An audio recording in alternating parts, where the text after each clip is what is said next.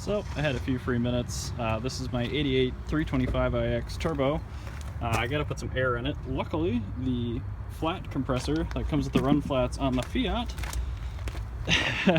works just fine on all cars. So I was asked to do kind of a brief rundown of the turbo setup on this car.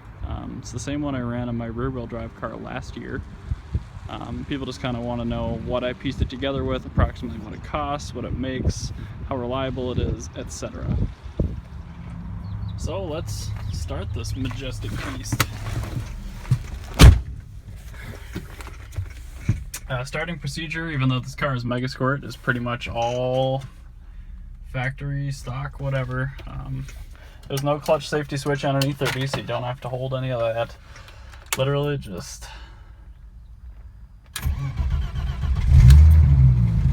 crank and go.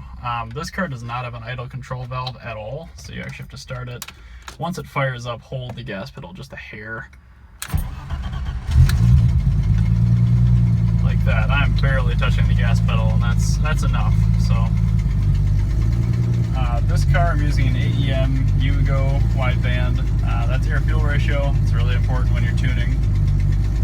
14.7 is the ideal number you're looking for. Driving around under boost, somewhere between 11.5 and 12 is pretty much ideal.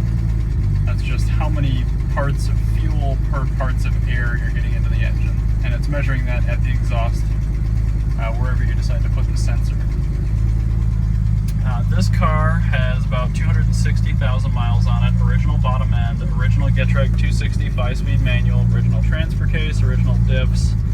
The only thing that's a little bit different on this is I shimmed the front drive shaft, and by that I mean I put a slightly larger flex disc in it out of a 325 E36, and the only thing that does is it pushes the front drive shaft into the transfer case a little bit more, as the splines kind of have a nasty tendency to rip out, even under stock power. Power windows even still work on this thing. Pretty snazzy. But yeah, the engine's all stock cylinder head, stock bottom end. This is on its third cylinder head, but that's basically due to my own stupidity, not timing, or actually the ignition timing in the engine is set correctly, but I had too much timing advance put into the engine for the kind of gas I'm running. So I'm running 91 octane pump gas. And when you start shoving air into the engine, you're upping the compression ratio a huge amount. So I didn't run a 2.7 because it's an IX. They're really hard to swap out because the blocks are a little bit different. Those have a lower compression ratio. They take boost a lot better than the 2.5s do, since these are higher performance, normally aspirated engines to begin with. Right now, I believe this car is running 12 pounds of boost. I started off at 5. The cylinder head gasket, I'm running an L-ring right now. The Goatsy is probably the one you want. They're both really, really good. I'm running ARP 2000 head studs, although the Metric Blues from McMaster Car, I've actually had better luck with those bolts than I have with ARPs on this particular engine, which is not a microcosm of ARP 2000s. Those are fantastic products. I've just had bad luck with it. The tachometer won't work with a straight up Megasquirt output. Megasquirt's got a standard, I believe it's a 12 volt tach output. That's similar to what you find on an ignition coil takeoff. The E30 gauge and the Motronic runs I think it's a 5 volt. Oh no. I think it's a 5 volt tooth signal.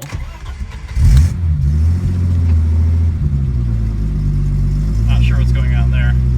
Speedo works, gas gauge works. I'm pretty low on gas apparently.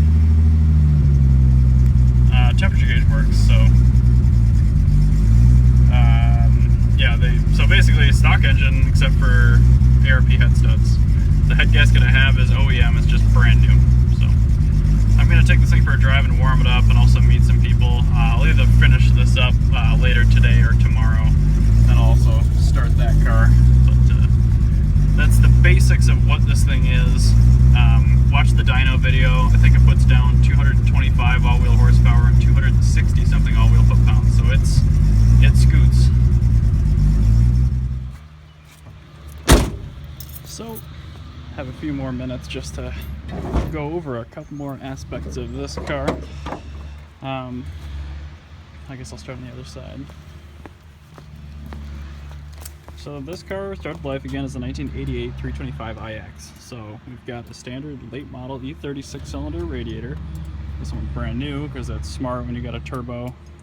Nothing has changed on the cooling system other than that. Wow, I shouldn't be able to see the timing belt that much. Oh, how does this thing still run? Wow. Wow, wow, wow, wow. I don't know how long I've been driving like that, but I can't believe I haven't caused some serious damage. Holy cow.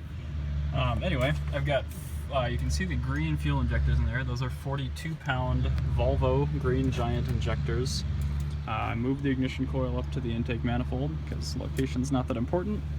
I ever so gracefully modified the inside of the fender well on this thing. If you were doing this legitimately, you'd clock the turbo a little bit more and you'd weld an aluminum 90 on the outlet and just run the intercooler piping down there. This car is a piece of shit, so I don't care. You can see my wideband sticking in the bottom of the exhaust down there. This is a 3-inch downpipe through a 14-inch glass pack. Here you see, again, this is not this is not a highbrow build. Everything is just make it run, make it boost, that's it. This is a Megasquirt 2 Microsquirt V3, so designed for like snowmobiles and stuff like that, but it will run batch fire on anything up to, I think, a V8. Actually, my Mercedes runs one of these, so we'll run a V8. I'm running the regular old crankshaft position sensor. However, there's a trick to that. You have to run a 10,000 ohm resistor between the two wires on it, otherwise you won't be able to rev it above 2,500 RPM. This is a I believe 3-bar General Motors map sensor. So instead of running a mass airflow sensor, it runs manifold pressure, which I have through here. The other one runs to the blow-off valve and the fuel pressure regulator. Once you've got that sorted, literally I used the entire factory wiring harness and just pinned it into this computer. So there's really not that much you have to do externally from that. The main portion is just this map sensor, which is 3 wires, and then you have to do the modification for the crank sensor. I'm trying to think if there's anything else. You can run idle control on these. The reason why I didn't, and it's a bolt now instead of an idle control valve, is mainly because I couldn't find an inexpensive one of these with an elbow in it for the idle control valve. The Microsquirt computer can only run 2-wire pulse width valves, so if you wanted to run the stock 3-wire valve, you would have to run either a more expensive Megasquirt or different standalone management, or you could run an early 90s Audi 2-pin valve, which just bolts right in basically. This turbo is a T04E Garrett clone. This one has been balanced, which is why it's still in one piece. I believe it's a 4753 exducer inducer. Maybe it's the other way around, I don't know. It's got a pretty big exhaust side. This thing spools nice. This feed line comes off of a sandwich plate that I have on the oil filter housing, which, sorry I can't show you, but it's a standard eBay oil filter housing sandwich plate. This line came with my turbo. I did get this Dash 4 90-degree fitting. I highly recommend that, otherwise you'll kink the crap out of this hose, which supplies oil to your turbo to cool it and to lubricate it, so that's pretty important.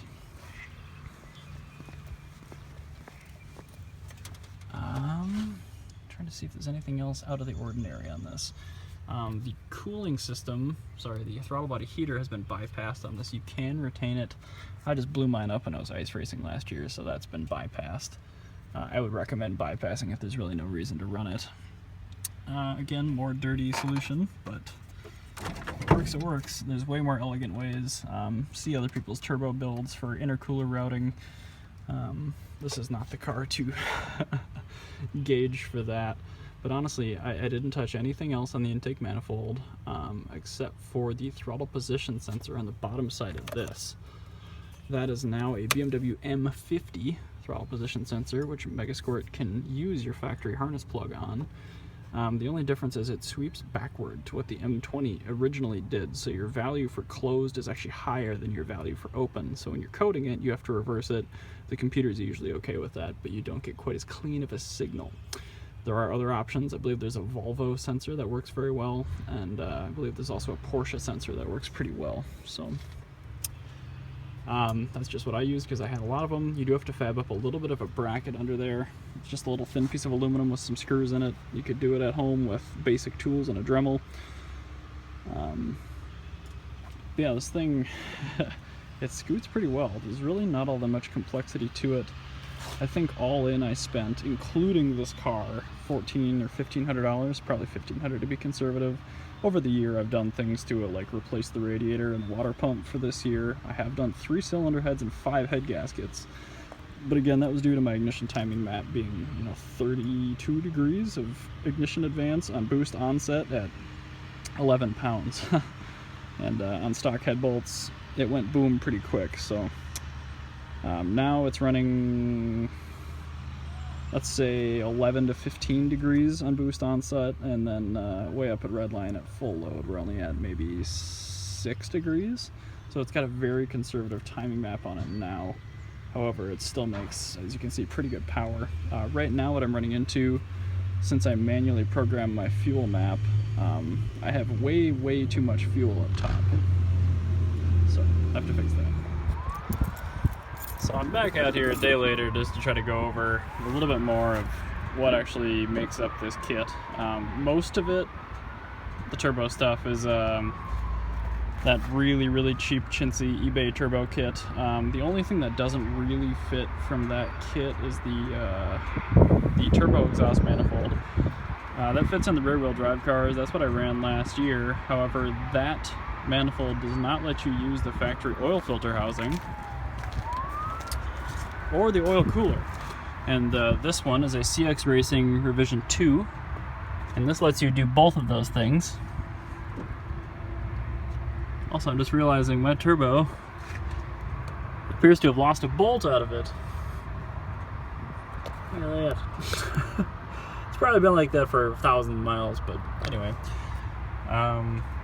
So yeah, this is the CX Racing Revision 2 manifold. That fits everything, all-wheel drive, rear-wheel drive, all that. Maintains the factory oil cooler. You can see the fitting down there. This feed line comes with the oil kit, or the turbo kit. That's fine. Again, I bought this Dash 4AN 90 degree fitting separately. I recommend that.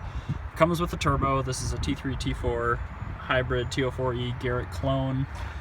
This is a separately purchased item. It's a 3-inch 45 degree silicon coupler. It comes with some T-bolt clamps, but it doesn't come with enough of them. It actually does not come with a good solution to get the charge piping bolted to the turbo, so I cut one of the extra couplers apart, and I squeezed it with one of the T-bolt clamps, and that actually, it's been working like that for thousands of miles. So it comes with this intercooler, which I don't know if you could actually squeeze that behind the bumper, so I didn't. I don't really care about this car, but you might be able to do it.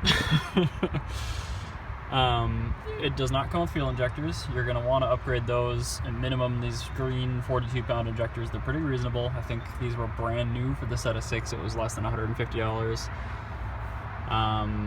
Again, you can run these things, no idle air control. They don't come with any sort of engine management. You're going to need that. I mean, that's the most important part of any turbo build, is the tune. So again, I'm running the cheapest standalone on the market. This is a $330 standalone computer. It's got a $50 map sensor on it. And I basically spent nothing on the wire harness because it's all just, I mean, clearly it's top notch, but it runs and it's very reliable. So this is the absolute budget build M20 turbo. You could do it a little cheaper maybe if you skimped out on injectors or you found some used, but it'd be tricky. On the bottom of the turbo there, you can see the Dash 10 oil drain. What I did on this car and the old one, you don't have to take the pan off if you're careful. What I did is I got a 3/8 pipe thread tap and a step drill, and I just drilled in and tapped it with oil in it, and as I was tapping it, oil was slowly pouring out, kind of cleaning the threads. So all I did was tap it in with oil in there, bolted it on, and then I changed the oil right after, and I ran both cars like that for thousands of miles with no problem. So you don't have to weld anything, you don't really even have to take the engine out of the car to do it. So both my Unicorn E30s, where this turbo setup has been, have had original clutches, and I've never taken the engines out of them. So It's really, really easy to do. You don't have to upgrade any of the ignition components. I do recommend, there's a specific NGK copper plug. That's like a B9RES or something. I don't know. They're like $1 a piece and they're old. I don't know if you can still buy them, but you can find them new old stock and they are excellent. They're a nice cold plug for turbo. This has actually got Bosch Platinum 4 Pluses in it, which are horrible turbo plugs. When I changed the cylinder head and the head gasket the 5th time just before the rally, I forgot to change the plugs. So pretty much any spark plug's fine. These Bosch coils are incredibly powerful, so you really have to do a lot to screw it up. Let's see what else. You're gonna have all of these fittings on the throttle body like to pop off even when you're normally aspirated, so you're gonna want to epoxy those in. You got another line over here, just do something with it. Idle air, if you run it, that's fine, but I put a bolt in mine.